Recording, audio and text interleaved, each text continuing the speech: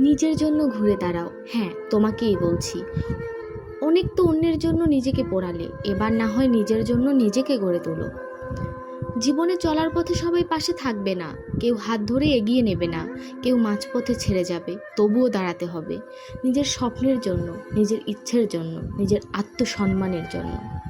যখন কেউ পাশে থাকবে না, চারপাশ অন্ধকার হয়ে আসবে, তখন নিজেই নিজের আলো হও, ভেতরের কষ্টকে শক্তিতে পরিণত করে।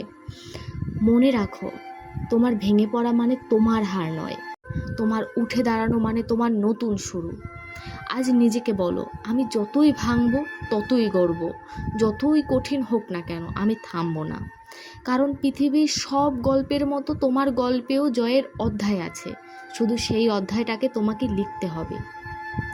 তুমি হয়তো ক্লান্ত, ভেতরে অজস্র কষ্ট, কিন্তু এই মুহূর্তটাই তোমার নতুন শক্তি খোঁজার সময়। দাঁড়াও, চোখে আগুন নিয়ে হাঁটতে শুরু করো, কারণ তোমার গল্পের প্রধান চরিত্র তুমি নিজেই, আর তোমার বিজয় অপেক্ষা করছে ঠিক তোমার সামনেই। তাই এগিয়ে চলো, ভীত না হয়ে সামনের দিকে আগাও। দেখবে তুমি তোমার জয় দেখতে পাবে।